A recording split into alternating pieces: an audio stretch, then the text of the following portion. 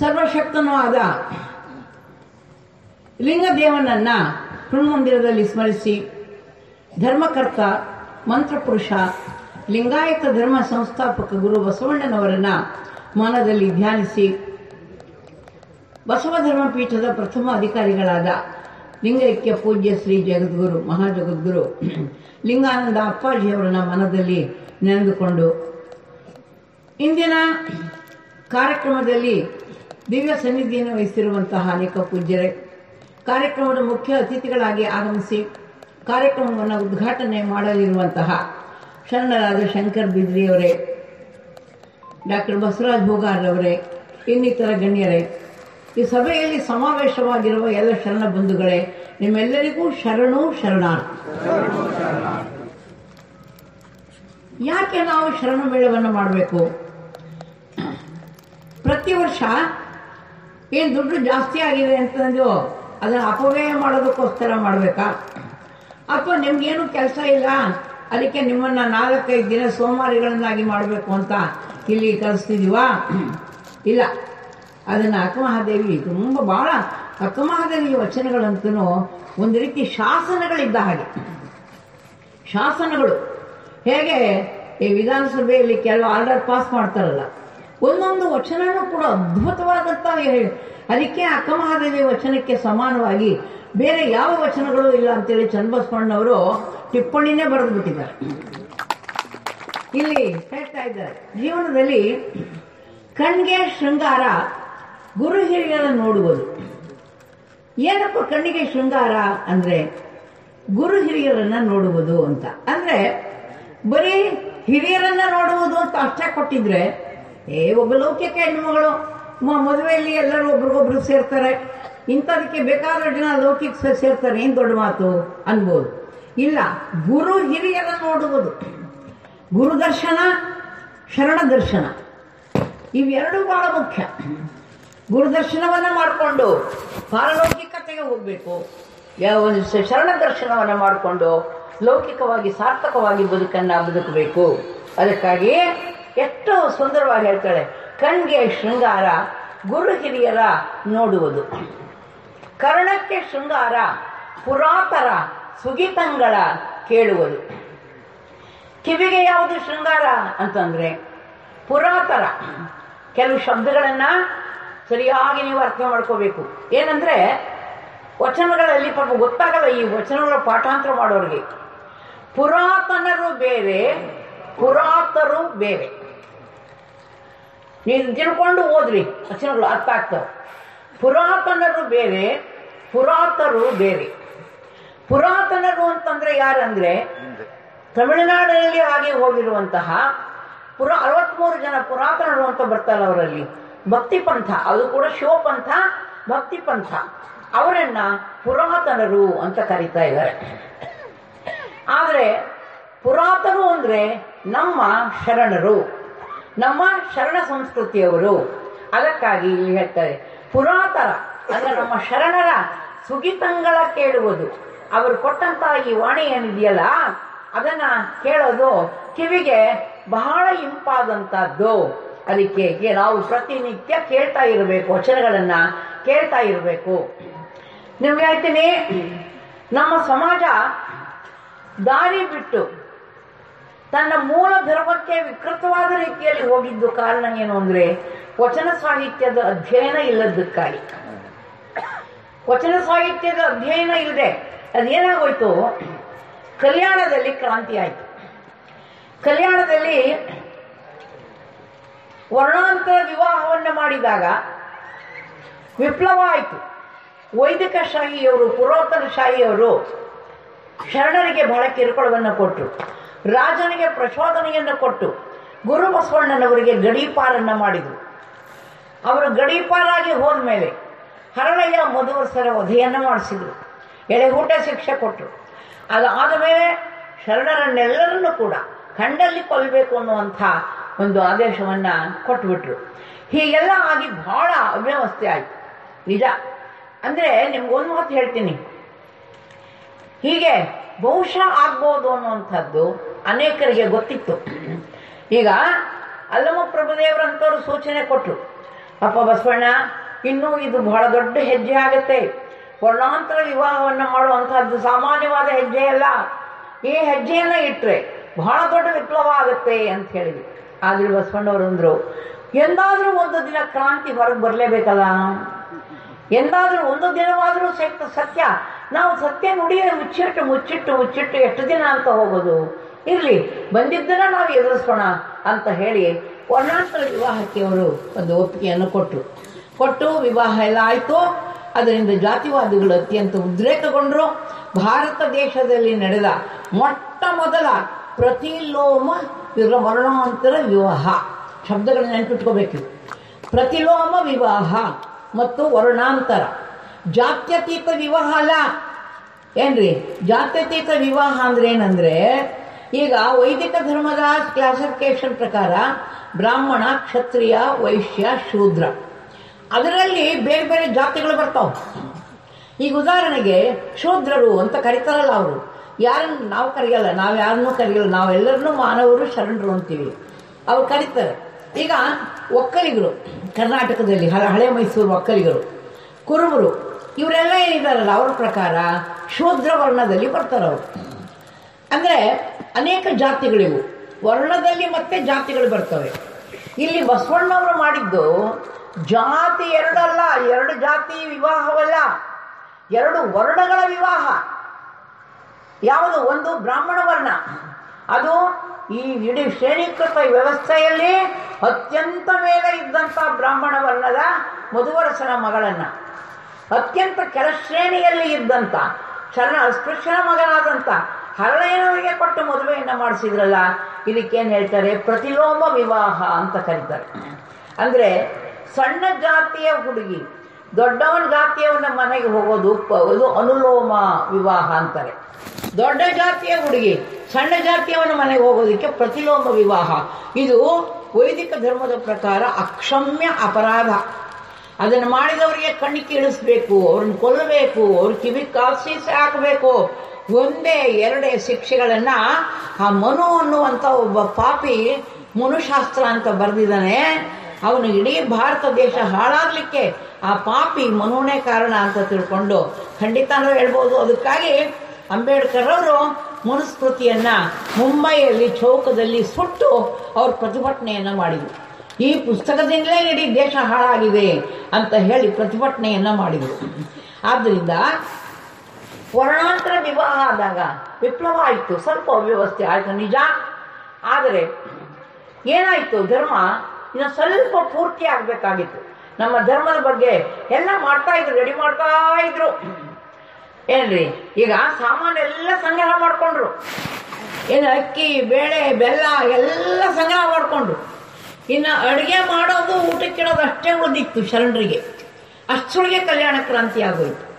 ಹೀಗಾಗಿ ಇವಾಗ ನಮ್ಮ ಮೇಲೆ ಏನಿದೆ ಜವಾಬ್ದಾರಿ ಅಂದರೆ, ಈಗೇನು ಅವರು ಧಾನ್ಯಗಳನ್ನ ಕೊಟ್ಟೋಗಿದಾರೋ ಅವನ್ನ ತಗೊಂಡು ನಾವೀಗ ಅಡುಗೆ ಮಾಡಿ ಎಲ್ಲರಿಗೂ ಕೊಡಬೇಕಾಗಿದೆ. ಅದು ಈಗ ನಮ್ಮೆಲ್ಲರ ಜವಾಬ್ದಾರಿ. ಅದಕ್ಕೆ ವಚನಗಳು ಅವು ಹೇಗಿದ್ದಾವೆ ಅಂದರೆ ಧಾನ್ಯಗಳಿದ್ದಂತೆ ಇದ್ದಾವೆ. ಧಾನ್ಯಗಳನ್ನು ತಿನ್ಲಿಕ್ಕೆ ಬರೋದಿಲ್ಲ, ಆ ಧಾನ್ಯಗಳನ್ನು ಅಡುಗೆ ಮಾಡಬೇಕಾಗ್ತದೆ. ಹಾಗೆ ವಚನಗಳನ್ನು ನೇರವಾಗಿ ಅರ್ಥ ಮಾಡ್ಕೊಳಕ್ಕಾಗೋದಿಲ್ಲ. ಅವುಗಳಲ್ಲಿ ಇರುವಂಥ ಭಾವಾರ್ಥ, ಅವುಗಳಲ್ಲಿ ಇರುವಂಥ ಧ್ವನ್ಯಾರ್ಥ ಇವೆಲ್ಲವನ್ನು ಕೂಡ ಬಹಳ ನಾವು ಆಳವಾದ ರೀತಿಯಲ್ಲಿ ಅಭ್ಯಾಸ ಮಾಡಬೇಕಾಗುತ್ತೆ. ಅದಕ್ಕೆ ನಾನು ಸಾಮಾನ್ಯ ಒಂದು ಉದಾಹರಣೆ ಕೊಡ್ತಾ ಇರ್ತೀನಿ. ಒಂದು ಅಲ್ಮೇರಾ ಇದೆ, ಬೀರು. ಆ ಬೀರು ನೀವು ಕೆಲಸ ಮಾಡಬೇಕಾದ್ರೆ 3 ಕೀಲಿಗಳು ಬೇಕು. ಒಂದು ಕೀಲಿ ಹೊರಗಡೆಯಿಂದ ತೆಗಿತೀವಿ, ಆಗ ಅಲ್ಮೇರ ಓಪನ್ ಆಗುತ್ತೆ. ಆವಾಗ ಅಲ್ಲೆಲ್ಲ ಒಳಗಡೆ ಬಟ್ಟೆ ಗಿಟ್ಟೆ ಇಂಥದ್ದೆಲ್ಲ ಇಡ್ತೀರಿ. ಆಮೇಲೆ ಒಳಗೊಂದು ಕ್ಯಾಶ್ ಬಾಕ್ಸ್ ಅಂತ ಇರುತ್ತೆ, ಆ ಕ್ಯಾಶ್ ಬಾಕ್ಸಲ್ಲಿ ದುಡ್ಡು ಇಡ್ತೀರಿ. ಇನ್ನೊಂದು ಸೀಕ್ರೆಟ್ ಬಾಕ್ಸ್ ಅಂತ ಇರುತ್ತೆ, ಅದು ಬೇರೆಯವ್ರು ಯಾರಿಗೂ ಗೊತ್ತಾಗೋದಿಲ್ಲ. ಅದು ಬೀರಿನ ಕೆಳಗಡೆ ಮಾಡಿರ್ತಾರೆ, ಬೀರಿನ ಕೆಳಗಡೆ. ಯಾಕಂದ್ರೆ ಕಳ್ಳರು ಬಂದರೂ ಸಹಿತ ಅಲ್ಲಿ ಹುಡುಕಕ್ಕೆ ಹೋಗಲ್ಲ ಅವರು, ಕೆಳಗಡೆ ಬೀರಿನ ಕೆಳಗಡೆ ಇರುತ್ತೆ. ಅದರಲ್ಲಿ ರೆಕಾರ್ಡ್ಸ್ ಇರ್ತಾರೆ, ಸೀಕ್ರೆಟ್ ಬಾಕ್ಸ್ ಅಂತಾರೆ, ಅದಕ್ಕೂ ಬೇರೆ ಕೀಲಿ ಇರುತ್ತೆ. ಹಾಗೆ ವಚನ ಸಾಹಿತ್ಯದ ಭಂಡಾರವನ್ನು ನಾವು ಬಿಚ್ಚಬೇಕು ಅಂತಲೇ ನಮ್ಗೆ ಇಷ್ಟ ಇದ್ರೆ ಮೊದಲನೇದಾಗಿ ಸಾಹಿತ್ಯ ಅನ್ನುವಂಥ ಕೀಲಿ ಕೈ ಬೇಕು. ಸಾಹಿತ್ಯ ಅನ್ನುವ ಕೀಲಿ ಕೈಯನ್ನು ತಗೊಂಡು ವಚನ ಸಾಹಿತ್ಯವನ್ನು ಮೊದಲು ನಾವು ಬಿಚ್ಚಬೇಕು. ಯಾಕಂದರೆ ವಚನ ಸಾಹಿತ್ಯ ಅದು ಒಂದು ಅಮೂಲ್ಯವಾದಂಥ ಸಾಹಿತ್ಯ. ಯಾರ್ದು ಫೋನ್ ನೋಡ್ರಿ ಯಾರ್ದು. ಆಮೇಲೆ ಇನ್ನು ಇದಿಷ್ಟೇ ಸಾಲದು. ವಚನ ಸಾಹಿತ್ಯದಲ್ಲಿ ತತ್ವಜ್ಞಾನ ಇದೆ, ಫಿಲಾಸಫಿ ಇದೆ. ಇದು ಬಹಳ ಮುಖ್ಯ ಏನ್ರಿ. ಒಂದು ತತ್ವಜ್ಞಾನ ಇದೆ, ಫಿಲಾಸಫಿ. ಅದನ್ನು ನಾವು ತಿಳ್ಕೊಬೇಕಾದ್ರೆ ಫಿಲಾಸಫಿ ಎನ್ನುವಂಥ ಬೇಗದ ಕೈ ತಗೊಂಡು ಎರಡನೇ ಒಂದು ಬಾಕ್ಸನ್ನ, ಕ್ಯಾಶ್ ಬಾಕ್ಸನ್ನು ತೆಗಿಬೇಕು. ಆವಾಗ ನಮಗೆ ವಚನ ಸಾಹಿತ್ಯದಲ್ಲಿ ಬರುವಂಥ ಸಿದ್ಧಾಂತ ಏನು ಅನ್ನುವಂಥದ್ದು ಗೊತ್ತಾಗುತ್ತೆ. ಆಮೇಲೆ ಸೀಕ್ರೆಟ್ ಬಾಕ್ಸ್ ಹೆಂಗಿರುತ್ತೋ ಅದೇ ರೀತಿ ಅನುಭಾವ, ಮಿಸ್ಟಿಸಿಸಮ್ ಅನ್ನುವಂತಹ ಮೂರನೇ ಕೀಲಿ ಕೈ ಇರುತ್ತೆ. ಆ ಕೀಲಿ ಕೈಯಿಂದ ನಾವು ಶರಣರ ಸೀಕ್ರೆಟ್ ಬಾಕ್ಸ್ ಏನು ರೆಕಾರ್ಡ್ಸ್ ಇಟ್ಟಿದಾರೋ ಅವನ್ನು ಮಾತ್ರ ತೆಗಿಲಿಕ್ಕೆ ಸಾಧ್ಯ.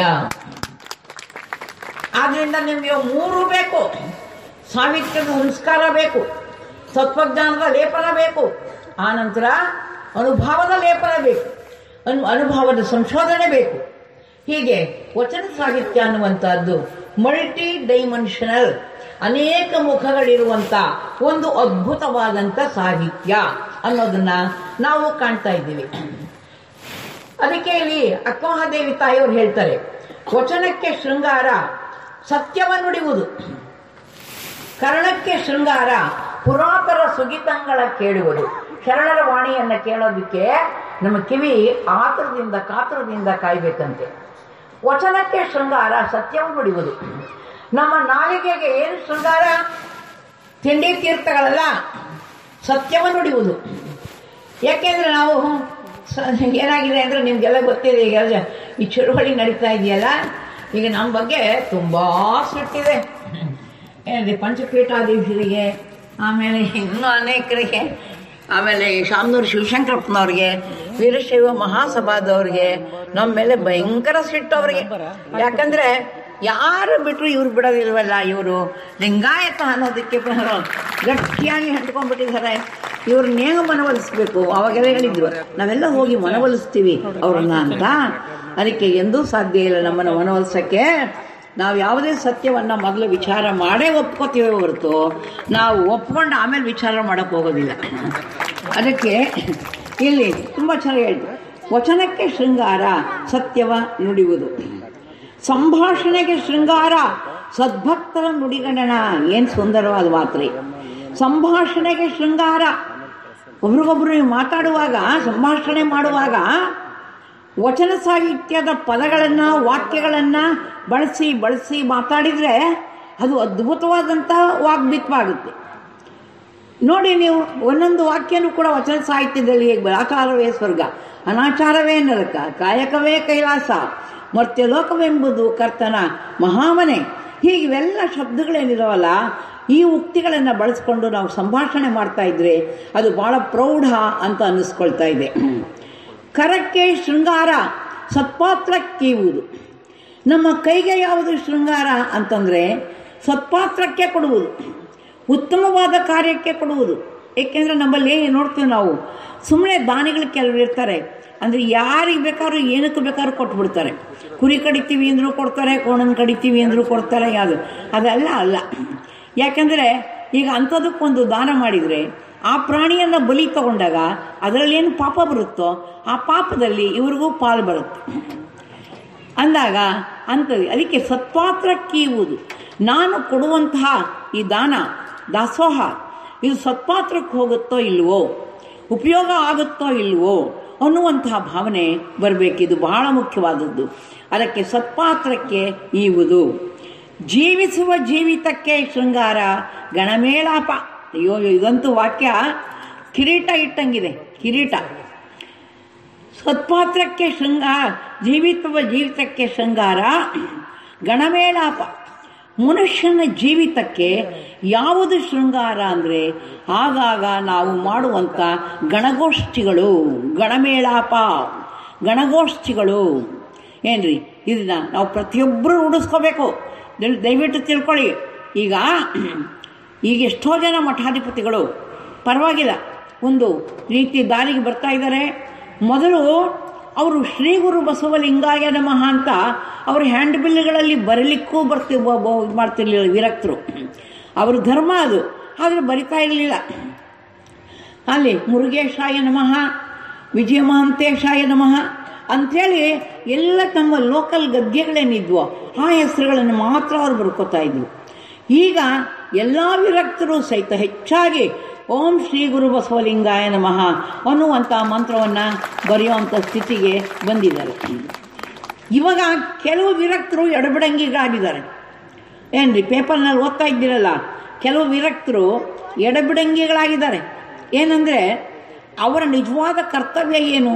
ವಿರಕ್ತ ಮಠಕ್ಕೆ ಅವರು ಅಧಿಕಾರಿಯಾದಾಗ ಏನು ಮಾಡ್ತಾರೆ, ಅವರ ಜೋಳಿಗೆಯಲ್ಲಿ ಗುರು ಬಸವಣ್ಣವರ ಷಟ್ಸ್ಥಲ ವಚನಗಳನ್ನು, ಆಮೇಲೆ ಪ್ರಭುದೇವರ ಮಂತ್ರಗೋಪ್ಯವನ್ನು, ಚನ್ನಬಸವಣ್ಣನವರ ಕರುಣಹೊಸಿಗೆಯನ್ನು ಕೊಟ್ಟು ನೋಡಿ ಇವುಗಳನ್ನು ಪ್ರಚಾರ ಮಾಡಿ ನೀವು ಬದುಕಬೇಕು ಅಂತ ಹೇಳಿ ಜೋಳಿಗೆಯಲ್ಲಿ ಹಾಕಿ ಗುರು ಅವರಿಗೆ ಕೊಡ್ತಾ ಇದ್ದಾರೆ.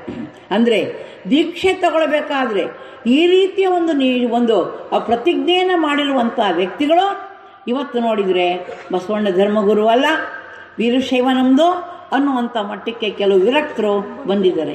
ಇವರು ಹೆಂಗೆ ಅಂದರೆ ಎಡಬಿಡಂಗಿಗಳು. ತಾವು ಇವತ್ತು ಕ್ರೈಸ್ತರಲ್ಲಿ ಇಂಥವೆಲ್ಲ ನಡೆಯುತ್ತಾ? ಖಂಡಿತ ಇಲ್ಲ. ಕ್ರೈಸ್ತರಲ್ಲಿ ಏನ್ರಿ ಅವರು ಯಾವ ಚರ್ಚ್ಗೆ ಅಧಿಕಾರಿಗಳಾಗಿರ್ತಾರೋ ಆ ಚರ್ಚಿನ ಸಂಪ್ರದಾಯದಂತೆಯೇ ಅವರು ನಡ್ಕೋಬೇಕು. ಮುಸ್ಲಿಮರಲ್ಲಿ ಮೌಲ್ವಿಗಳಿರ್ತಾರೆ, ಅವರು ಕೂಡ ಯಾವ ಒಂದು ಇಸ್ಲಾಂ ಸಂಪ್ರದಾಯ ಇದೆಯೋ ಅದರ ಪ್ರಕಾರ ನಡ್ಕೋಬೇಕೇ ಹೊರತು ತಮ್ಮ ಮನಸ್ಸಿಗೆ ಬಂದಂಗೆ ಅವರು ನಡ್ಕೊಳ್ಳಿಕ್ಕೆ ಬರೋದಿಲ್ಲ. ಆದರೆ ಇಲ್ಲಿ ಹೇಳೋರಿಲ್ಲ ಕೇಳೋರಿಲ್ಲ ಅಂಥದ್ದು, ಅಂದರೆ ಕಾಯೋರು ಇಲ್ಲದೆ ಇರುವಂಥ ಹೊಲ ಆದಂಗೆ ಆಗೋಗ್ಬಿಟ್ಟಿವೆ ಇವು. ಹೀಗಾಗಿ ಯಾರೇನು ಬೇಕಾದರೂ ಮಾಡ್ಬೋದು. ಈಗ ಅವ್ರೇನಾಗಿದೆ ಅಂದರೆ ಜಾತಿಯ ಸೋಂಕು, ಜಾತಿ ಸೋಂಕಿಗಿಳಿದಿದ್ದಾರೆ ಅವರು. ಅಂದರೆ ಈ ಪಂಚಪೀಠಾಧೀಶರು ಏನು ಮಾಡಿದ್ದಾರೆ ಅಂತಂದರೆ, ಮಾನ್ಯ ವಾಜಪೇಯಿಯವರು ಇದ್ದಾಗ ಅವರಿಗೆ ಒಂದು ಮನವಿಯನ್ನು ಕೊಟ್ಟಿದ್ದಾರೆ. 5 ಜನ ಸೇರಿ ಏನು ಮನವಿಯನ್ನು ಕೊಟ್ಟಿದ್ದಾರೆ ಅಂತಂದರೆ, ಜಂಗಮರು ಇವರು ಪರಿಶಿಷ್ಟ ಜಾತಿ, ಆದ್ದರಿಂದ ಇವರನ್ನು ನೀವು ಪರಿಶಿಷ್ಟ ಜಾತಿಗೆ ಸೇರಿಸಬೇಕು ಅಂತ ತಿಳ್ಕೊಂಡು ಮನವಿಯನ್ನು ಕೊಟ್ಟಿದ್ದಾರೆ. ಅದಕ್ಕೆ ಇವರೆಲ್ಲ ನಾವು ಜಂಗಮರು ಪರಿಶಿಷ್ಟ ಜಾತಿಗೆ ಸೇರಿದರೆ ನಮಗೆ ಹೆಚ್ಚಿನ ಅನುಕೂಲವಾಗುತ್ತೆ ಎನ್ನುವಂಥ ಸ್ವಾರ್ಥಕ್ಕಾಗಿ ಈಗ ವಿರಕ್ತ ಮಠಾಧೀಶರು ಸಹಿತ ಪಂಚಪೀಠದವರ ಜೊತೆಗೆ ಸೇರ್ಕೋತಾ ಇದ್ದಾರೆ. ಇದು ಭಾಳ ಕೊಟ್ಟು ಸತ್ಯ ಏನ್ರಿ. ಅಂದರೆ ಒಂದು ಮಾತು ತಿಳ್ಕೋಬೇಕು, ಈಗ ಗುರುನಾನಕ್ ಅವರ ಅವನ ಮಕ್ಕಳು 2 ಇರ್ತಾವೆ. ಗುರು ಗೋವಿಂದ ಸಿಂಗನ ಮಕ್ಕಳು 2 ಇರ್ತಾವೆ. ಇದ್ದಾಗ ಮುಸ್ಲಿಂ ರಾಜ ಒಬ್ಬ ಏನು ಮಾಡ್ತಾನೆ ಅಂದರೆ ಆ 2 ಮಕ್ಕಳನ್ನು ಸೆರೆ ಹಿಡಿತಾನೆ. 2 ಮಕ್ಕಳನ್ನು ಸೆರೆ ಹಿಡಿದು ಅವ್ರನ್ನ ಕರ್ಕೊಂಡೋಗಿ ಒಂದು ಕಾಂಪೌಂಡಲ್ಲಿ ನಿಲ್ಲಿಸ್ಬಿಟ್ಟು ಮಣ್ಣು ತುಂಬ್ತಾರೆ. ಮಣ್ಣು ತುಂಬುತ್ತಾ ಅವ್ರು ಹೇಳ್ತಾನೆ, ನೀನು ಇಸ್ಲಾಮನ್ನು ಸ್ವೀಕರಿಸು, ಖುರಾನನ್ನು ಸ್ವೀಕರಿಸು, ಅಲ್ಲಾಹನ್ನು ಒಪ್ಕೋ, ಆವಾಗ ನಿನ್ನನ್ನು ನಾವು ಬಿಡ್ತೀವಿ ನೀವಿಬ್ಬರನ್ನು ಅಂತ. ಸಣ್ಣ ಮಕ್ಕಳು 2 ಅಂತಾರೆ. ಅಂದರೆ ಇಲ್ಲ ನಮ್ಮಪ್ಪ ಹೇಳಿದ್ದಾರೆ, ನಮ್ಮ ಧರ್ಮ ನಾವು ಬಿಡಬಾರ್ದು ಅಂಥೇಳಿ ಆ ಮಕ್ಕಳು ಹೇಳ್ತವೆ. ಹೇಳಿದಾಗ ಹೌದಾ, ಹಾಗಾದರೆ ನಿಮ್ಮನ್ನು ನಾವು ಕೊಲ್ರಿ ಬೇಕಾದರೆ, ನಾವು ನಮ್ಮ ಧರ್ಮ ಬಿಡೋದಿಲ್ಲ ಅಂತಾರೆ. ಅಂದು ಮಣ್ಣು ತುಂಬಿ ಆ ಮಕ್ಕಳನ್ನು ಅವರಿಬ್ಬರನ್ನು ಕೊಂದೇ ಬಿಡ್ತಾರೆ. ಅದು ಆಗಲಿ, ಅವು ಮಕ್ಕಳು ಪ್ರಾಣ ಬಿಟ್ಟಿದ್ದಾವೆ ನಿಜ, ಆದರೆ ಇವತ್ತು ಹುತಾತ್ಮರಾದರೂ ಒಂದು ದೊಡ್ಡ ಆದರ್ಶವನ್ನು ಕೊಟ್ಟರು. ಅಂದರೆ ಎಂಥ ಪ್ರಸಂಗದಲ್ಲಿಯೂ ಕೂಡ ನಾವು ನಮ್ಮ ಧರ್ಮವನ್ನು ಬಿಡಬಾರ್ದು, ಅದಕ್ಕಾಗಿ ಬೇರೆ ರೀತಿಯ ಸೋಗು ಹಾಕಬಾರ್ದು. ಸೋಗು ಹಾಕಿ ಸ್ವಾರ್ಥಕ್ಕಾಗಿ ಒಂದು ಸೋಗು ಹಾಕ್ಕೊಂಡು ಹೋದರೆ ಖಂಡಿತ ದೇವರು ಮೆಚ್ಚೋದಿಲ್ಲ. ಅದಕ್ಕೆ ಇಲ್ಲಿ ಭಾಳ ಚೆನ್ನಾಗಿ ಹೇಳ್ತಾರೆ, ಜೀವಿಸುವ ಜೀವಿತಕ್ಕೆ ಶೃಂಗಾರ ಗಣಮೇಳಾಪ. ನಾವು ಜೀವನ ಮಾಡೋದಕ್ಕೆ ಅತಿ ಮುಖ್ಯವಾದ ಬೇಕಾದಂದರೆ ಗಣಮೇಳಾಪ. ಅಲ್ಲಲ್ಲೇ ನೀವು ಬಸವ ಮಂಟಪಗಳನ್ನು ಮಾಡಿ, ಎಲ್ಲರೂ ಒಂದು ಕಡೆ ಸೇರಿ ಧಾರ್ಮಿಕ ಚರ್ಚೆಯನ್ನು ಮಾಡಿರಿ. ಏನ್ರಿ, ನಮ್ಮ ಜನ ನಿಜಕ್ಕೂ ಕೂಡ ಭಾಳ ಅಂದರೆ ಭಾಳ ಹಿಂದುಳಿದು ಬಿಟ್ಟಿದ್ದಾರೆ. ಕ್ರೈಸ್ತರಲ್ಲಿ ಅಂಥ ಒಂದು ನಿಷ್ಠೆ ಇದೆ, ಮುಸ್ಲಿಮರಲ್ಲಿ ಅಂಥ ನಿಷ್ಠೆ ಇದೆ, ಸಿಖ್ಖರಲ್ಲಿ ಅಂಥ ನಿಷ್ಠೆ ಇದೆ. ಅಂಥದ್ರಲ್ಲಿ ನಮ್ಮವರು ಪ್ರಾರ್ಥನೆ ಗೀರ್ತನೆ ಅಂದರೆ ನೀವಲ್ಲ, ನಿಮಗೆಲ್ಲ ಸಂಸ್ಕಾರ ಆಗಿದೆ, ನೀವು ಬರ್ತಾ ಇದ್ದೀರಿ, ನೀವೆಲ್ಲ ಬಸವ ಮಂಟಪಗಳಿಗೆ ಹೋಗ್ತಿದ್ದೀರಿ ಮತ್ತು ಬಸವ ಮಂಟಪ ಕಟ್ತಾ ಇದ್ದೀರಿ, ನಿಮ್ಮದು ವಿಷಯ ಅಲ್ಲ. ಒಟ್ಟಾರೆ ನಮ್ಮ ಸಮಾಜವನ್ನು ಕುರಿತು ಹೇಳಬೇಕು ಅಂದರೆ ತುಂಬ ದುಃಖ ಆಗುತ್ತೆ ನಮಗೆ. ಏನಪ್ಪ ಇದು, ಬಸವಣ್ಣನಂಥ ಸುಂದರವಾದ ಅಪ್ಪ, ವಚನ ಸಾಹಿತ್ಯದಂಥ ತ್ರಿಲೋಕ ಸುಂದರಿಯಾದ ತಾಯಿ ಇವರಿಬ್ಬರಿಂದ ಹುಟ್ಟಿರುವಂಥ ಲಿಂಗಾಯತ ಅನ್ನುವಂಥ ಈ ಸಮಾಜ ಇಷ್ಟು ಕುರೂಪಿಯಾಗಿ ಯಾಕಿದೆ? ಅಪ್ಪ ಅಮ್ಮ ಇಬ್ಬರೂ ಸುಂದರ ಸೌಂದರ್ಯದಲ್ಲಿ ಅದ್ಭುತ, ಆದರೆ ಅವರಿಗೆ ಹುಟ್ಟಿರುವ ಈ ಮಗು ಇಷ್ಟ್ಯಾಗ ಕುರೂಪಿಯಾಗಿದೆ ಅಂತ ನಮಗೆ ಒಂದೊಂದ್ಸಲ ಭಾಳ ಖೇದ ಅನ್ನಿಸ್ತದೆ ಬೇರೆ ಧರ್ಮಗಳನ್ನು, ಬೇರೆ ಅನುಯಾಯಿಗಳನ್ನು ನೋಡಿದಾಗ. ಅದಕ್ಕೆ ಹೇಳ್ತಾರೆ, ಜೀವಿಸುವ ಜೀವಿತಕ್ಕೆ ಶೃಂಗಾರ ಗಣಮೇಳಾಪ. ಗಣಮೇಳಾಪವನ್ನು ಮಾಡಿ ನಾವು ಚರ್ಚೆ ಮಾಡ್ತಾ ಇರಬೇಕು, ವಚನ ಸಾಹಿತ್ಯದ ಬಗ್ಗೆ ಚಿಂತನೆಯನ್ನು ಮಾಡ್ತಾ ಇರಬೇಕು. ಆಮೇಲೆ ಪ್ರತಿಯೊಬ್ಬರೂ ಕೂಡ ಲಿಂಗಧಾರಣೆ ಮಾಡ್ಕೋಬೇಕು. ಏನ್ರಿ, ಅನೇಕರು ಏನು ಮಾಡ್ತಾರೆ, ಲಿಂಗಾಯತ ಧರ್ಮದ ಬಗ್ಗೆ ತುಂಬ ಅಭಿಮಾನದಿಂದ ಮಾತಾಡ್ತಾರೆ, ಆದರೆ ಕೊಳ್ಳ ಲಿಂಗನೇ ಇರೋದಿಲ್ಲ. ಇದೆಂಥ ವಿಚಿತ್ರ ಇಲ್ಲ. ಮೊದಲು ನಮಗೆ ಲಿಂಗನಿಷ್ಠೆ ಬರಬೇಕು, ಅದು ಭಾಳ ಮುಖ್ಯ. ಗುರು, ಲಿಂಗ, ಜಂಗಮ ಇವು ಮೂರೂ ನಮ್ಮ ಪ್ರಾಣ. ಗುರು ಬಸವಣ್ಣನವರು ಅಂಗದ ಮೇಲೆ ಕಟ್ಟುವಂಥ ಲಿಂಗ, ಆಮೇಲೆ ಮಹಾಪುರುಷ ನಮ್ಮಲ್ಲಿ ಆಗೋಗಿರುವಂಥ ಮಹಾತ್ಮರು ಶರಣರು. ಆದ್ದರಿಂದ ಹೀಗಿದ್ದಾಗ ಇಷ್ಟಲಿಂಗ ಧಾರಣೆ ಅನ್ನೋದು ಬಹಳ ಮುಖ್ಯವಾದಂಥದ್ದು. ಅದಕ್ಕೆ ಪ್ರತಿಯೊಬ್ಬರೂ ಕೂಡ ನಾವು ಮಕ್ಕಳಿಂದನೇ ಆ ಇಷ್ಟಲಿಂಗ ಧಾರಣೆಯನ್ನು ರೂಢಿ ಮಾಡಿಬಿಡಬೇಕು ಅಂತ ಹೇಳಿ. ಅದಕ್ಕೆ ಇದೆಲ್ಲ ಯಾವಾಗ ಗೊತ್ತಾಗುತ್ತೆ ಅಂದರೆ ಗಣಮೇಳಾಪವನ್ನು ಮಾಡಿದಾಗ, ಅಂದರೆ ಎಲ್ಲರೂ ಕೂತು ಧರ್ಮವನ್ನು ಕುರಿತು ಚರ್ಚೆ ಮಾಡಿ, ವಚನ ಸಾಹಿತ್ಯ ಕುರಿತು ಚರ್ಚೆ ಮಾಡಿ, ಇದೆಲ್ಲ ಮಾಡ್ತಾ ಮಾಡ್ತಾ ಮಾಡ್ತಾ ಹೋದಾಗ ಆಗ ತುಂಬ ಈ ವಚನದ ಧರ್ಮದ ಆಳ ಏನು ಅನ್ನೋದು ನಮಗೆ ಗೊತ್ತಾಗುತ್ತೆ. ಅದಕ್ಕೋಸ್ಕರ ಇಂಥ ಒಂದು ಗಣಮೇಳಾಪವನ್ನು ಪ್ರತಿ ವರ್ಷವೂ ಕೂಡ ಮಾಡಬೇಕು ಅಂತ ಹೇಳಿ ಈ ಉದ್ದೇಶಕ್ಕಾಗಿ ನಾವು ಈ ಶರಣ ಮೇಳವನ್ನು ಮಾಡ್ತಾ ಇದ್ದೀವಿ. ಗುರು ಬಸವಣ್ಣನವರು ಅನೇಕ ಸೂತ್ರಗಳನ್ನು ಕೊಟ್ಟು ಹೋಗಿದ್ದಾರೆ, ಫಾರ್ಮುಲಾ, ಅನೇಕ ಸೂತ್ರಗಳನ್ನು. ನೀವು ಮುಂದೆ ಸಮಾಜನ ಹೆಂಗೆ ಕಟ್ಟಬೇಕು ಅಂಥೇಳಿ ಅವರೇನು ಮಾಡ್ತಿದ್ರು, ಒಂದು ಹಡಗು ತಯಾರು ಮಾಡ್ತಾಯಿದ್ರು. ನಾವೇ ನದಿ ದಾಟಕ್ಕೋಸ್ಕರ ಒಂದು ಹಡಗನ್ನು ತಯಾರು ಮಾಡ್ತಾಯಿದ್ರು. ಹಡಗನ್ನು ತಯಾರು ಮಾಡುವಂಥ ಅವ್ರೇನು ಮಾಡಿದರು, ಎಲ್ಲ ರೆಡಿ ಮಾಡಿದರು, ಪ್ಲ್ಯಾನ್ ಬರೆದಿಟ್ರು, ಹಿಂಗೇ ಆಗಬೇಕು ಹಡಗು ಅಂಥೇಳಿ. ಆದರೆ ಏನಾಯಿತು, ಇನ್ನೊಂದು ಸ್ವಲ್ಪ ಕೆಲಸ ಮುಳಿದಿತ್ತು, ಅಷ್ಟೊತ್ತಿಗೆ ವಿಪ್ಲವ ಆಗೋಯ್ತು, ಅಷ್ಟಕ್ಕೆ ಕೈ ಬಿಟ್ಬಿಟ್ರು. ಆದರೆ ಇವಾಗ ನಮ್ಮ ಹತ್ರ ಮ್ಯಾಪ್ ಇದೆ, ಏನ್ರಿ ಗೊತ್ತಾ? ನಮ್ಮ ಹತ್ರ ಈಗ ಮ್ಯಾಪ್ ಇದೆ, ಅವರು ಕೊಟ್ಟಿದ್ದಾರೆ.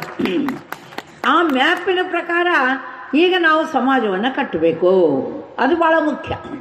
ಅದಕ್ಕೆ ವಚನ ಸಾಹಿತ್ಯದಲ್ಲಿ ಅಲ್ಲಲ್ಲೇ ನಮಗೆ ಕ್ಲೂ ಕೊಟ್ಟಿದ್ದಾರೆ, ಏನ್ರಿ, ಸೂತ್ರಗಳನ್ನು ಕೊಟ್ಟಿದ್ದಾರೆ, ಹಿಂಗೆ ಮಾಡ್ರಿ ಅಂತ ಹೇಳಿ. ಅದಕ್ಕೆ ಕಾಗೆಯೊಂದುಗಳ ಕಂಡರೆ ಕೂಗಿ ಕರೆಯದೆ ತನ್ನ ಬಳಗವೆಲ್ಲವ, ಕೋಳಿ ಒಂದು ಗುಟುಕ ಕಂಡರೆ ಕೂಗಿ ಕರೆಯದೆ ತನ್ನ ಕುಲವನೆಲ್ಲವ, ಶಿವಭಕ್ತನಾಗಿ ಭಕ್ತಿ ಪಕ್ಷವಿಲ್ಲದಿದ್ದರೆ ಕಾಗೆ ಕೋಳಿಗಳಿಗಿಂತ ಕರಕಷ್ಟ ಕಾಣ. ಎಷ್ಟು ಚೆನ್ನಾಗಿ ಹೇಳಿದ್ದಾರೆ ನೋಡಪ್ಪ. ಕಾಗೆ ಅಂತ ಒಂದು ಪಕ್ಷಿ ಅನ್ನದ ಕಾಳನ್ನು ನೋಡ್ತಿದ್ದಂಗೆನೆ ಕಾ ಅಂತ ಕೂಗಿ ಅದು ಎಲ್ಲರನ್ನು ಸೇರಿಸ್ಕೊಂಡು ತಿನ್ನುತ್ತೆ. ಕೋಳಿ ಅಂತ ಒಂದು ಪಕ್ಷಿ ಅದು ಕೊಕ್ಕೋ ಅಂತ ಕೂಗಿ ತಾನು ಕಾಳನ್ನು ನೋಡಿದರೆ ಆಗ ತನ್ನ ಮರಿಗಳನ್ನು, ತನ್ನ ಕುಟುಂಬವನ್ನೆಲ್ಲ ಸೇರಿಸ್ಕೊಂಡು ತಿನ್ನುತ್ತೆ. ಅಂದಾಗ ಮನುಷ್ಯಾಗಿ ಒಂದು ಭಕ್ತಿ ಪಕ್ಷ ಇಲ್ಲದೆ ಇದ್ದರೆ ಹೇಗೆ, ಏನ್ರಿ, ಇದು ಭಾಳ ಮುಖ್ಯ. ಭಕ್ತಿ ಪಕ್ಷ, ಈಗ ರಾಷ್ಟ್ರೀಯ ಬಸವದಳ ಅಂದ್ರೇನು? ಭಕ್ತಿ ಪಕ್ಷ. ಅದು ನಿಮಗೆಲ್ಲ ಈಗ ಅನುಭವ ಇದೆ. ರಾಷ್ಟ್ರೀಯ ಬಸವದಳದ ಅನೇಕ ಶಾಖೆಗಳವರು ನೀವು ಬಂದಿದ್ದೀರಿ. ಈಗ ನೀವು ಎಷ್ಟು ಸಂಘಟನೆ ಆಗಿದೆ, ನಿಮ್ಮ ಊರುಗಳಲ್ಲಿ ಎಷ್ಟು ಜಾಗೃತಿ ಆಗ್ತಾ ಇದೆ, ಎಷ್ಟು ರೀತಿಯಲ್ಲಿ ಸೇವೆ ಮಾಡ್ತಾ ಇದ್ದೀರಿ ನೀವು. ನಾವು ಎಷ್ಟು ದೊಡ್ಡ ಕಾರ್ಯಕ್ರಮಗಳನ್ನು ಹಾಕ್ಕೊಳ್ತೀವಿ, ಮಾಡ್ತೀವಿ. ಆದರೆ ಅವೆಲ್ಲವನ್ನು ನಿರಾಯಾಸವಾಗಿ ಮಾಡಲಿಕ್ಕೆ ಏನು ಕಾರಣ ಅಂದರೆ ನೀವೇ ಕಾರಣ. ನಿಮ್ಮಲ್ಲಿ ಏನು ಕಾರ್ಯಕರ್ತರು ನೀವು ತಯಾರಾಗಿದ್ದೀರೋ ನೀವು ಬಂದು ನಿಂತು ಎಲ್ಲ ಕೆಲಸಗಳನ್ನು ಮಾಡಿಕೊಡ್ತೀರಿ. ಹೀಗಾಗಿ ಸಂಘಟನೆ ಅನ್ನುವಂಥದ್ದು ಬಹಳ ಮುಖ್ಯವಾದಂಥ ಮಾತು, ಬಹಳ ಮುಖ್ಯವಾದದ್ದು ಸಂಘಟನೆ. ಆ ಕಾರಣಕ್ಕೆ ಸಮಾಜವನ್ನು ಸಂಘಟಿಸಬೇಕು ಅನ್ನುವ ಉದ್ದೇಶಕ್ಕಾಗಿ ಪೂಜ್ಯ ಲಿಂಗಾನಂದ ಅಪ್ಪಾಜಿಯವರು ರಾಷ್ಟ್ರೀಯ ಬಸವದಳ ಅನ್ನುವಂಥ ಸಂಸ್ಥೆಯನ್ನು ಸ್ಥಾಪನೆ ಮಾಡಿದರು. ಇದು ಅವರ ಕಲ್ಪನೆಯ ಕೂಸು. ರಾಷ್ಟ್ರೀಯ ಬಸವದಳ ಮಾಡಬೇಕು ಅಂತಂದಾಗ ಬಾಗಲಕೋಟೆಯಲ್ಲಿ ಮೊದಲನೇದು ಫಸ್ಟ್ ಮಾಡಬೇಕು ಅಂತ ವಿಚಾರ. ಅವಾಗೇನಾಯಿತು ಅಂದರೆ ಅಲ್ಲಿ ನಮ್ಮದು ಒಬ್ಬರು ಸ್ವಾಮೀಜಿ ಇದ್ದಾರೆ, ಪ್ರಭು ಸ್ವಾಮಿಗಳು ಅಂತ. ನಮ್ಮ ಬಗ್ಗೆ ಏನೋ ತುಂಬ ಅಭಿಮಾನ ಇದೆ ಅವರಿಗೆ. ಅವರು ಜಾಗ ಕೊಟ್ಟಿದ್ದರು ಪ್ರವಚನ ಮಾಡಲಿಕ್ಕೆ. ಅವರೇನು ಮಾಡಿದರು, RSSನ ಹಿಡಿತದಲ್ಲಿ ಅವರಿದ್ದಾರೆ. ಹೀಗಾಗಿ ಅವರೆಲ್ಲ ನೀವು ರಾಷ್ಟ್ರೀಯ ಬಸವದಳ ಯಾಕೆ ಬೇಕು, ಹೇಗಿದ್ರು RSS ಇದೆ, RSS ಇದ್ದಾಗ ರಾಷ್ಟ್ರೀಯ ಬಸವದಳದ ಅಗತ್ಯ ಏನಿದೆ ಅಂತ ಸ್ವಾಮೀಜಿನೂ ಅಂದರು, ಕೆಲವು RSS ಲೀಡರ್ಸು ಅಂದರು. ಆವಾಗ ನಮ್ಮ ಅಪ್ಪಾಜಿ ಒಂದು ಉತ್ತರವನ್ನು ಕೊಟ್ಟರು, ಭಾಳ ಚೆನ್ನಾಗಿದೆ. ಏನಂದರೆ, ನೋಡ್ರಿ, ಮಿಲಿಟ್ರಿಯವ್ರ ಕೆಲಸನೇ ಬೇರೆ, ಪೊಲೀಸರ ಕೆಲಸನೇ ಬೇರೆ.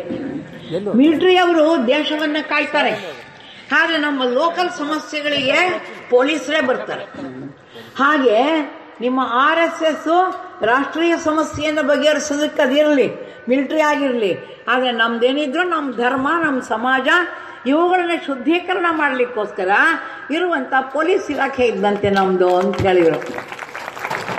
ಅಂದರೆ ಯಾಕೆ ಅಂದರು, ಈಗ ನೋಡಿ, ಕೂಡಲ ಸಂಗಮ ದೇವಸ್ಥಾನ ಮುಳುಗುವಂಥ ಸನ್ನಿವೇಶ ಬಂದಾಗ ಅದನ್ನು ಕೇಳಬೇಕು ಅಂತ ಏನು ನಮ್ಮ ಕೆಲವು ಸ್ವಾಮಿಗಳಿದ್ದಾರೆ, ಅವ್ರದ್ದು ಎಷ್ಟು ವಿಧ್ವಂಸಕ ಮನಸ್ಸು ಅಂತಂದರೆ ಆಶ್ಚರ್ಯ ಆಗುತ್ತೆ ಅವ್ರನ್ನ ನೋಡಿದರೆ. ದೇವರು ಯಾಕೆ ಅವ್ರಿಗಂತ ಚಿಂತನೆಯನ್ನು ಕೊಡ್ತಾನೆ ಅಂತ ನಮಗೆ ಆಶ್ಚರ್ಯ. ಆಗ ಒಬ್ಬ ಸ್ವಾಮಿಗಳು ಪಟ್ಟು ಹಿಡಿದು ಕೂತ್ಕೊಂಡ್ಬಿಟ್ರು, ಸಂಗಮೇಶ್ವರ ದೇವಸ್ಥಾನವನ್ನು ಕೀಳಲೇಬೇಕು, ಬೇರೆ ಕಡೆ ತಗೊಂಡೋಗಿ 2 ಕಿಲೋಮೀಟರ್ ಆಚೆಗೆ ಕಟ್ಟಬೇಕು, ಬೇಕಾದ್ರೆ ಬಂಗಾರದ ಗಟ್ಟಿಯಿಂದ ಕಟ್ಟರೆ ಈ ಜಾಗದಲ್ಲಿ ಬೇಡ, ಬಿಟ್ಟು ಬಿಡ್ರಿ ಅಂತ ಹಠ ಹಿಡಿದು ಕೂತ್ಬಿಟ್ರು. ಆಗ ಅಯ್ಯಂ ಮೊಗ್ದಮ್ ಅವರು ವೀರಶೈವ ಮಹಾಸಭಾ ಅಧ್ಯಕ್ಷರಿದ್ದರು. ಅವರು ಬಂದು ಕೇಳಿದರು, ನೋಡಿ ಹಿಂಗಂತ ಇದ್ದಾರೆ, ಎಷ್ಟು ಅನ್ಯಾಯ, ಮುಸ್ಲಿಮರದ್ದು ಒಂದು ಡೆಮ್ಮಿ ಗೋರಿ ಇದ್ದರೆ ಅದನ್ನು ಅಲ್ಲಾಡ್ಸೋಕ್ಕೆ ಯಾರೂ ಧೈರ್ಯ ಮಾಡಲ್ಲ. 2000 ವರ್ಷ ಇತಿಹಾಸ ಇರುವ ಗುರು ಬಸವಣ್ಣನವರಿಗೆ ಸಾಕ್ಷಾತ್ಕಾರ ಆಗಿರುವ, ಅಲ್ಲಿ ಕೂತವ್ರು ತಪಸ್ ಮಾಡಿರುವಂಥ ಒಂದು ಜಾಗ ಅಂತ ಸಂಗಮೇಶ್ವರ ದೇವಾಲಯವನ್ನು ಕೆಡವಬೇಕು ಅಂತಂತಾರಲ್ಲ, ಇದು ಸರಿಯಲ್ಲ. ಏನು ಮಾಡೋದು, ನಮ್ಮ ಜೊತೆಗೆ ಜನ ಇಲ್ಲ, ಆದ್ದರಿಂದ ಜನಾಂದೋಲನ ಮಾಡ್ಲಿಕ್ಕೆ ನಮಗಾಗ್ತಾ ಇಲ್ಲ, ನೀವು ಬರಬೇಕು ಅಂತ ಕೇಳಿದರು. ನಮಗದಕ್ಕೆ ಇನ್ನೂ ಕಲ್ಪನೆ ಇರಲಿಲ್ಲ. ಅವನು ಹೇಳಿದ್ವಿ, ನೋಡ್ರಿ, ಈ ಬಿಜಾಪುರ ಮುಂತಾದಂಥ ಜಿಲ್ಲೆಗಳು ಇವು ತುಂಬ ಸಂಕಷ್ಟದಲ್ಲಿರ್ತವೆ, ಮಳೆನೇ ಸರಿಗಾಗೋದಿಲ್ಲ. ಡ್ಯಾಮ್ ಕಟ್ಟೋದ್ರಿಂದ ಸಾಕಷ್ಟು ನೀರು ಸಿಕ್ಕು ಅವ್ರ ಬದುಕು ಹಸನ ಆಗುತ್ತೆ, ಅದನ್ನು ನಾವು ಯಾಕೆ ಕೆಡಿಸ್ಬೇಕು ಅಂತ ನಾವು ಕೇಳಿದ್ವಿ. ಇಲ್ಲ, ಡ್ಯಾಮ್ ಪೂರ್ತಿ ಆಗಿದೆ, ಡ್ಯಾಮನ್ನು ಪೂರ್ತಿ ಮಾಡಿದ ಮೇಲೂ ಕೂಡ 3 ಮೀಟರ್ ಮೇಲ್ಗಡೆ ದೇವಸ್ಥಾನ ಇದೆ. ಫುಲ್ ನೀರು ನಿಂತರೂ 3 ಮೀಟರ್ ಮೇಲೆ ದೇವಸ್ಥಾನದ ಅಡಿಪಾಯ ಇದೆ.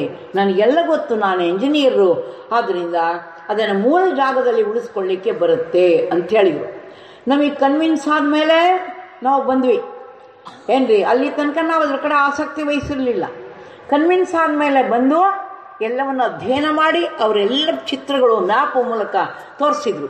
ಇಲ್ಲೆಲ್ಲ ಮೀಟಿಂಗ್ ಮಾಡಿ ಎಲ್ಲ ಮಾಡಿ ಆಮೇಲೆ ನಾವು ಸರ್ಕಾರಕ್ಕೆ ಒಂದು ಮನವಿಯನ್ನು ಮಾಡಿದ್ವಿ, ಒಂದು ಸಮಿತಿಯನ್ನು ಮಾಡಿರಿ ಅಂತ. ಆಮೇಲೆ ಎಲ್ಲ ಊರುಗಳಲ್ಲಿ ಆ ಸಮಿತಿಯವರು ಅಡ್ಡಾಡಿದರು, ಎಲ್ಲ ಊರುಗಳಲ್ಲಿಯೂ ಮನವಿಯನ್ನು ಕೊಟ್ಟರು. ಕೊಟ್ಟ ನಂತರ ಹಠ, ಮೊಗ್ದಮ್ ಅವ್ರು ಹಠ ಹಿಡಿದು, ನಾನು ಎಂಜಿನಿಯರು, ಅದನ್ನು ಹೆಂಗೆ ಉಳಿಸ್ಕೋಬೇಕು ಅಂತ ನನಗೆ ಗೊತ್ತಿದೆ.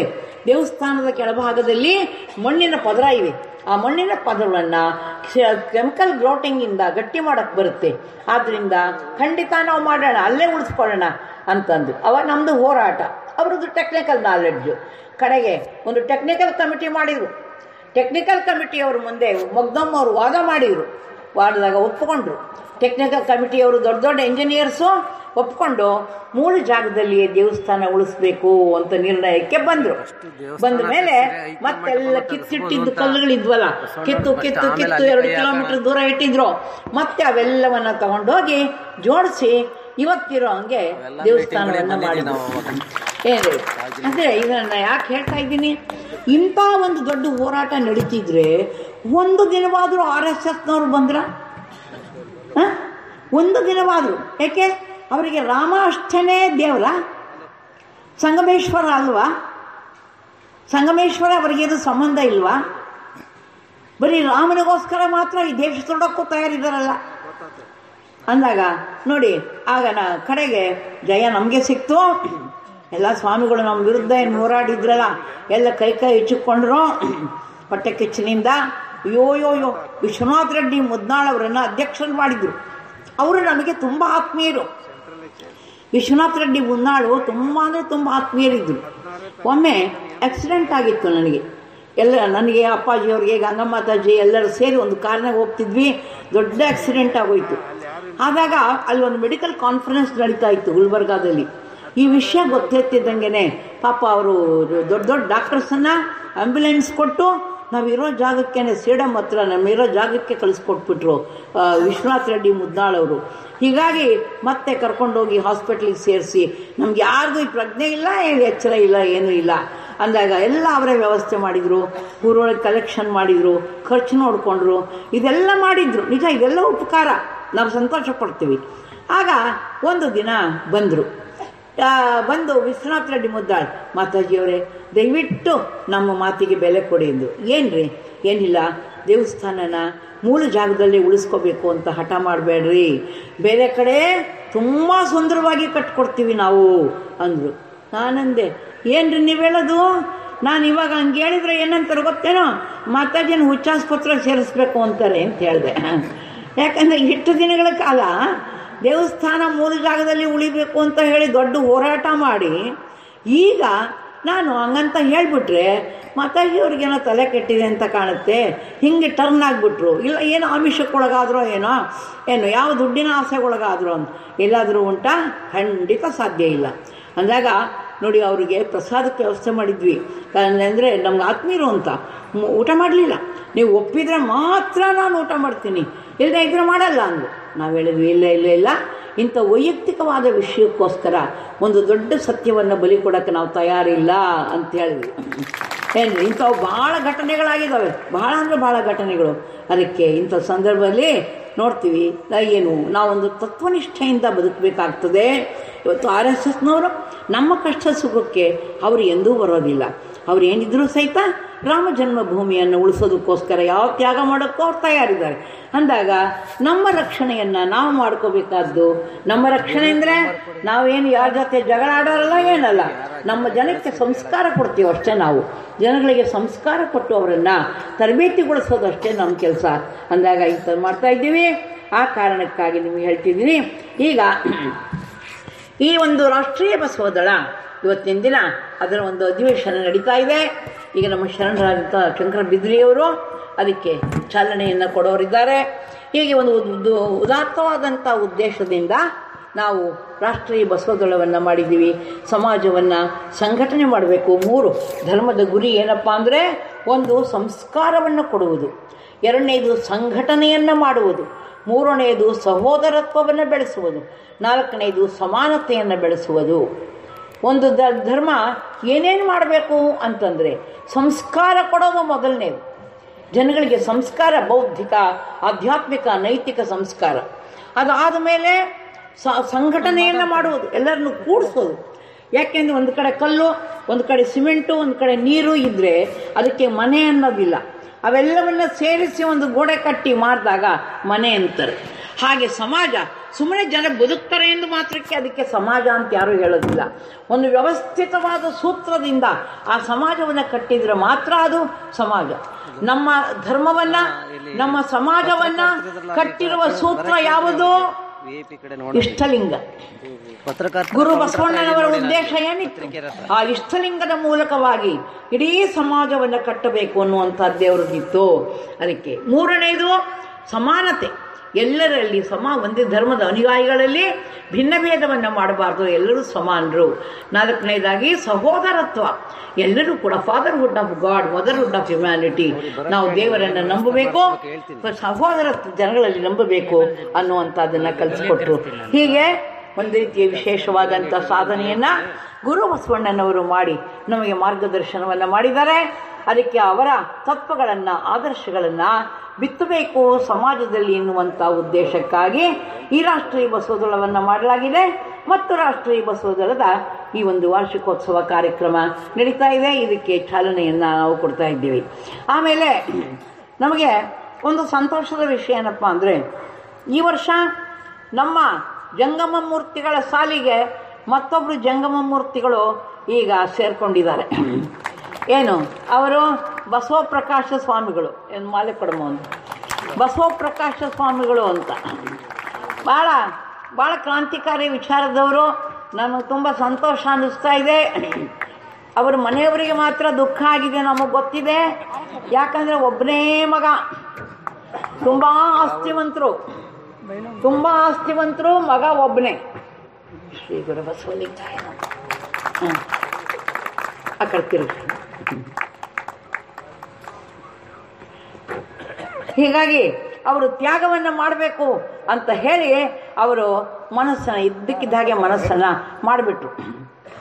ಅವರು ಇಷ್ಟು ಬೇಗ ಇನ್ನೊಂದು ಸ್ವಲ್ಪ ದಿನ ಅವ್ರು BA ಪೂರ್ತಿ ಆಗಲಿ ಅಂತೇಳಿ ನಾವು ಕಾಯ್ತಾ ಇದ್ವಿ. ಆದರೆ ಅಷ್ಟರೊಳಗೆ ಅವ್ರ ತಾಯಿ ಗುಟ್ಟಾಗಿ ಅಣ್ಣನ ಜೊತೆ ಮಾತಾಡೋದನ್ನು ಕೇಳಿಸ್ಕೊಂಡ್ಬಿಟ್ರು. ಹೆಂಗಾದ್ರೂ ಮಾಡಿ ಕರ್ಕೊಂಡೋಗಿ ನಿಶ್ಚಯ ಮಾಡಿ ಮುಗಿಸ್ಬಿಡ್ಬೇಕು, ಅಂದರೆ ಎಲ್ಲ ಸುಮ್ಮನೆ ಆ ಕಡೆ ಹೋಗೋದು ಬಿಟ್ಬಿಡ್ತಾನೆ ಅಂತ ಹೇಳಿ ಪ್ಲ್ಯಾನ್ ಮಾಡಿದ್ವಿ. ಇದನ್ನು ಅವ್ರು ಕೇಳಿಸ್ಕೊಂಡವ್ರೇ ರಾತ್ರಿನೇ ಬಸ್ ಹತ್ತಿ ಬೆಂಗಳೂರಿಗೆ ಬಂದೇ ಬಿಟ್ರು. ಬಂದು ನಮ್ಮ ಮನೆಯವ್ರು ಬರೋದ್ರೊಳಗೆ ನನಗೆ ದೀಕ್ಷೆ ಕೊಟ್ಬಿಡ್ರಿ ಅಂತಂದರು. ನಮ್ಮ ಮನೆಯವ್ರು ಬರೋದ್ರೊಳಗೆ ದೀಕ್ಷೆ ಕೊಟ್ಬಿಡ್ರಿ. ಆದರೆ ಅವರು ಅದಕ್ಕೆ ಸಮರ್ಥರಿದ್ದಾರೆ, ಯೋಗ್ಯರಿದ್ದಾರೆ. ಅವಸರದಿಂದ ಕೊಟ್ಟಂಥ ದೀಕ್ಷೆ ಅಲ್ಲ, ಅವರು ಸಮರ್ಥರಿದ್ದಾರೆ, ಒಳ್ಳೆಯ ಪ್ರವಚನಕಾರ ಆಗ್ತಾರೆ ಮತ್ತು ಭಾಳ ಅವರಿಗೆ ಧರ್ಮದ ಬಗ್ಗೆ ದುಡಿಬೇಕು ಅನ್ನುವಂಥ ಕಳಕಳಿ ಕೂಡ ಭಾಳ ಇದೆ. ಆದ್ದರಿಂದ ನಮ್ಗೆ ಸಂತೋಷ ಅನ್ನಿಸ್ತದೆ. ಅದಕ್ಕೆ ಅವರಿಗೆ ಬಸವಪ್ರಕಾಶ ಎಲ್ಲಿ ದರಿ ಬಡ್ಚಿ, ಹೌದಾ? ಹಾಂ, ಹೌದಾ? ದರಿ ಬಡ್ಚಿಯಲ್ಲಿ ಹೊಸದಾಗಿ ರಾಷ್ಟ್ರೀಯ ಬಸವದಳ ತುಂಬ ಚೆನ್ನಾಗಿ ಮಾಡಿದ್ದಾರೆ. ಶರಣ ಅಪ್ಪು ಮಧುಭಾವಿ, ಕಾಡಪ್ಪ ಜಾಮುಗುಂಡ, ವೀರಯ್ಯ ಸ್ವಾಮಿ ಇವರೆಲ್ಲರೂ ಸಹಿತ ಮಹಾರಾಷ್ಟ್ರದಲ್ಲಿ ತುಂಬ ಒಳ್ಳೆಯ ಕೆಲಸಗಳನ್ನು ಮಾಡಿದ್ದಾರೆ. ಭಾಳ ಸಂತೋಷ. ಅವರುಗಳೆಲ್ಲ ಬಂದು ಆಶೀರ್ವಾದ ತಗೊಳ್ಳಿ, ಈಗ ಆಮೇಲೆ ತಗೊಳ್ಳಿ ಬಂದು. ಈಗ ಮುಂದಿನ ಕಾರ್ಯಕ್ರಮ ಸಿದ್ದೇಶ್ವರ ವಾಡಿ ಮಾಡೋದು ಕಂಪ್ಲೀಟ್ 100 ಮನೆಯವ್ರನ್ನೂ ಸಹಿತ ಬಂದೇ ಇದ್ದಾರೆ. ಅಂದರೆ ರಾಷ್ಟ್ರೀಯ ಬಸವದಳ ಸಿದ್ದೇಶ್ವರ ವಾಡಿ, ಬೀದರಿನ ಸಿದ್ದೇಶ್ವರ ವಾಡಿ ಅಂತಿದೆ. ಶರಣ ಜಾತ್ರೆ ಅಂತ ಮಾಡ್ತಾ ಇದ್ದಾರೆ. ಒಂದು 100 ಮನೆಗಳಿದಾವಂತೆ. 100 ಮನೆಯವರು ರಾಷ್ಟ್ರೀಯ ಬಸವದಳ, 100 ಮನೆಯವರು ರಾಷ್ಟ್ರೀಯ ಬಸವದಳ. ಫೆಬ್ರವರಿಯಲ್ಲಿ ಶರಣರ ಜಾತ್ರೆ ಅಂತ ಹೇಳಿ ಅವರು ಮಾಡ್ತಾ ಇದ್ದಾರೆ. ಭಾಳ ಅಭಿಮಾನಿಗಳು ಈ ಒಂದು ಸಿದ್ದೇಶ್ವರವಾಡಿಯವರು. ಆಮೇಲೆ ಬಸವಪ್ರಕಾಶ ಸ್ವಾಮಿಗಳವರ ತಾಯಿ ಬರಬೇಕು, ಬಂದು ಆಶೀರ್ವಾದ ತಗೋಬೇಕು. ನಮಗೆ ಗೊತ್ತಿದೆ ಅವರಿಗೆ ಎಷ್ಟು ನೋವಾಗಿದೆ ಅನ್ನುವಂಥದ್ದು ನಮಗೆ ಗೊತ್ತಿದೆ. ಆದರೆ ಏನು ಮಾಡೋದು, ಅನಿವಾರ್ಯ. ತೊಟ್ಟು ಬಿಟ್ಟು ಕಳಚಿ ಬಿದ್ದ ಹಣ್ಣು ಮತ್ತೆ ತೊಟ್ಟನಪ್ಪ ಬಲ್ಲುದೆ ಅಂತ ಅಕ್ಕ ಮಹಾದೇವಿ ಒಂದು ಕಡೆ ಹೇಳ್ತಾ ಇದ್ದಾರೆ. ಅವರಿಗೆ ತಕ್ಷಣ ಇದ್ದಕ್ಕಿದ್ದಾಗೆ ಗೊತ್ತಾದ ತಕ್ಷಣ ಓಡ್ ಬಂದು ಅವರಿಗೆ ಇದು ಏನು ಯಾಕೆ ಮಾಡಿದ್ರಿ? ಇಲ್ಲ ಅವರೇ ಅಪೇಕ್ಷೆ ಪಟ್ಟಿದ್ದಾರೆ ಅಂತೆಲ್ಲ ಹೇಳಿ ನೋಡ್ರಿ, ಈ ಜಗತ್ತಿನಲ್ಲಿ ಸಂಸಾರ ಮಾಡೋರು, ಮದುವೆ ಆಗೋರು, ಮಕ್ಕಳನ್ನೇ ಹೆರೋರು ಸಾಕಷ್ಟು ಜನ ಸಿಗ್ತಾರೆ. ಆದರೆ ಧರ್ಮಕ್ಕಾಗಿ ನಾನು ದುಡಿತೀನಿ, ನನ್ನನ್ನು ನಾನು ಧರ್ಮಕ್ಕಾಗಿ ಅರ್ಪಿಸ್ಕೋತೀನಿ ಅನ್ನೋರು ಸಿಗೋದು ಭಾಳ ಕಷ್ಟ. ಅದು ಸ್ವಯಂ ಪ್ರೇರಣೆಯಿಂದ ಬರಬೇಕು, ಏನು ಒತ್ತಾಯ ಮಾಡಲ್ಲ, ಸ್ವಯಂ ಪ್ರೇರಣೆಯಿಂದ ಬಂದಾಗ ಅವರಿಂದ ಬಹಳ ಕೆಲಸಗಳಾಗ್ತವೆ ಅನ್ನೋದನ್ನು ನಾವು ಅನುಭವಿಸಿದ್ದೀವಿ. ಅದಕ್ಕೆ ನಿಮ್ಗೆ ಹೇಳ್ತೀನಿ, ಸ್ವಾಮಿಗಳ ಅಪ್ಪಾಜಿ ಹೇಳೋರು, ಸ್ವಾಮಿಗಳನ್ನು ಮಾಡಬಾರ್ದು, ಸ್ವಾಮಿಗಳು ಆಗಬೇಕು ಅಂತಿದ್ರು. ಭಾಳ ಒಳ್ಳೆಯ ಮಾತು. ಸ್ವಾಮಿಗಳನ್ನು ಮಾಡಬಾರ್ದು, ಸ್ವಾಮಿಗಳಾಗಬೇಕು. ಬೆಂಗಳೂರಿನಲ್ಲಿ ಎಂಥದೋ ಒಂದು ಪೇಪರಲ್ಲೆಲ್ಲ ಬಂತು, ಹುಣಸೆಂಬಾರ್ನಳ್ಳಿನ ಏನೋ, ಅಲ್ಲಿ ವಿಚಿತ್ರ. ಅಪ್ಪ ಅನೇಕ ಜನರನ್ನ ಹೆಣ್ಮಕ್ಳನ್ನ ಅಲ್ಲಿ ಇಟ್ಕೊಂಡು ಅವನು ಅವ್ಯವಹಾರ ಮಾಡ್ತಾ ಇದ್ದಾನೆ ಹುಣಸೆಂಬಾರ್ನಲ್ಲಿ. ಅವನ ಮಗನಿಗೂ ಅದನ್ನೇ ಕಲಿಸ್ಕೊಟ್ಟಾರೆ. ಅವ್ರ ಮಗ ರಾಜಾರೋಷವಾಗಿ ಮಠದ ದುಡ್ಡನ್ನೆಲ್ಲ ಹಾಳು ಮಾಡ್ಕೊತಾ ಕಾಲ ಕಳೀತಾ ಇದ್ದಾನೆ. ಈ ವಿಷಯ ಟಿವಿಯವರ ಮೂಲಕ ಬಯಲಾಯಿತು. ಆಗಿ ಪಂಚಪೀಠದವ್ರು ಬಂದೇನೋ ಏನು ಮಾಡಿದ್ರೋ ಮುಂದೆ ಗೊತ್ತಾಗಲಿಲ್ಲ. ನಮ್ಮನ್ನು ಕರೆದ್ರು, ಹೋರಾಟಕ್ಕೆ ಬನ್ನಿ ಅಂತ. ಇಂಥವಕ್ಕೆಲ್ಲ ನಾವು ಬರೋದಿಲ್ಲ, ಇದು ನಮ್ಮ ಸಮಾಜ ಧರ್ಮಕ್ಕೆ ಸಂಬಂಧಪಟ್ಟಂಥದ್ದು ಹೋರಾಟ ಇದ್ರೆ ಮಾತ್ರ ನಾವು ಬರ್ತೀವಿ, ಹೀಗೆ ವೈಯಕ್ತಿಕ ಮಠಗಳ ಒಂದು ಇದಕ್ಕೋಸ್ಕರ ನಾವು ಬರೋದಿಲ್ಲ ಅಂತ ಹೇಳಿದ್ವಿ. ಅದಕ್ಕೆ ಹಂಗಾಗಬಾರ್ದು. ಸ್ವಯಂ ಪ್ರೇರಣೆಯಿಂದ ಸನ್ಯಾಸಿಗಳಾಗಿ ಬಂದಾಗ ಅವರಲ್ಲಿ ಒಂದು ಮಿಷನರಿ ಝೀಲ್ ಇರುತ್ತೆ. ಮಿಷನರಿ ಝೀಲ್, ನಾನು ಸಾಧಿಸ್ಬೇಕು, ನಾನು ಮಾಡಬೇಕು, ನಾನು ತೋರಿಸ್ಬೇಕು ಅನ್ನುವಂಥದ್ದು ಇರುತ್ತೆ. ಅದಕ್ಕಾಗಿ ಅಂಥ ಇನ್ನೊಬ್ಬ ಜಂಗಮ ಮೂರ್ತಿಗಳದ್ದು ನಮ್ಮ ಸಾಲಿಗೆ, ನಮ್ಮ ಜಂಗಮ ಮೂರ್ತಿಗಳ ಸಾಲಿಗೆ ಸೇರ್ಪಡೆ ಆಗಿದೆ ಅಂತ ಸಂತೋಷದಿಂದ ಹೇಳ್ತಾ, ಅವರು ರಾಷ್ಟ್ರೀಯ ಬಸವದಳವನ್ನು ತುಂಬ ಚೆನ್ನಾಗಿ ಸಂಘಟನೆ ಮಾಡ್ತಾರೆ. ಉಳುವಿ ಹತ್ರ ಅವರೆಲ್ಲ ಉಳುವಿ ಸುತ್ತಮುತ್ತ ಎಲ್ಲ ಕಾರ್ಯಕ್ರಮ ಮಾಡಬೇಕು ಅಂತ. ಆಮೇಲೆ ಇದೊಂದು ನೆನ್ಪಿಟ್ಕೊಳ್ರಿ, ಶಿವರಾತ್ರಿ ದಿನ ಉಳುವಿಯಲ್ಲಿ ವಿಶೇಷ ಕಾರ್ಯಕ್ರಮ ಇರುತ್ತೆ. ಶಿವರಾತ್ರಿ ದಿನ ಒಂದಿನ ಇಡ್ತೀರೋ 2 ದಿನ ಇಡ್ತೀರೋ? ಫೆಬ್ರವರಿ 13. ಅಲ್ಲಿ ನೋಡೋರು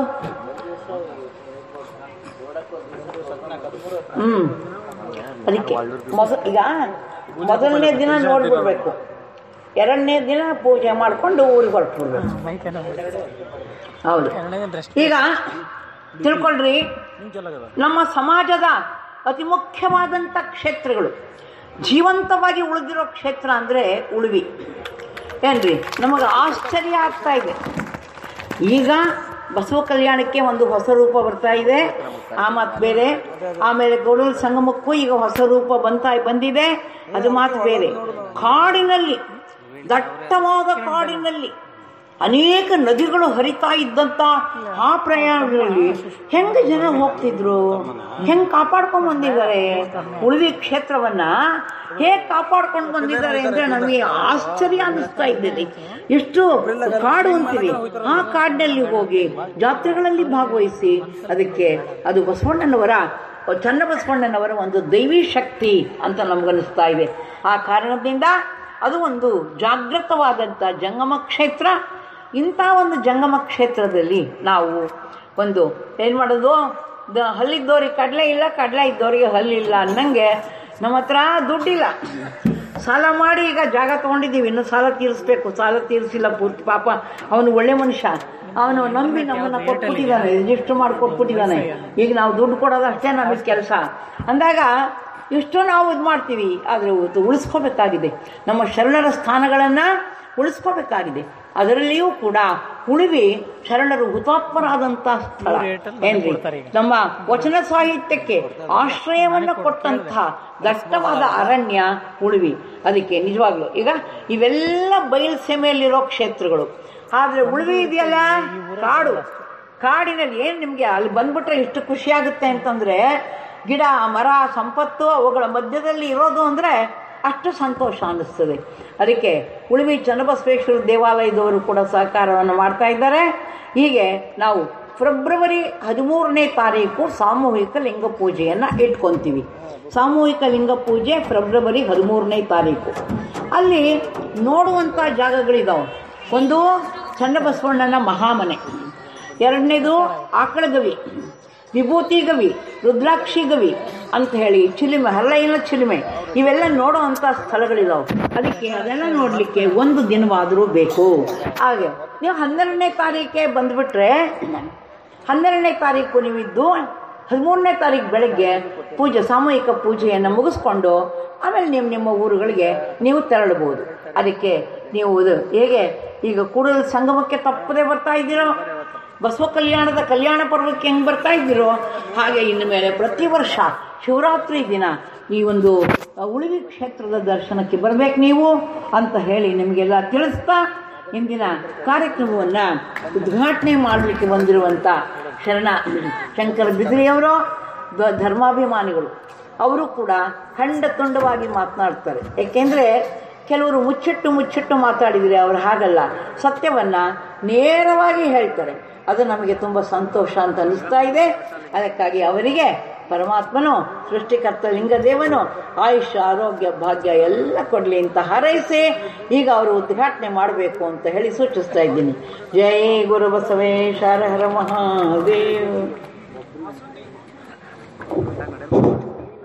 ಆಸುಂಡಿ ರಾಷ್ಟ್ರೀಯ ಬಸ್ ವೇದಿಕೆ ಹತ್ರ ಬರುತ್ತೆ ಯಾರಾದ್ರೂ?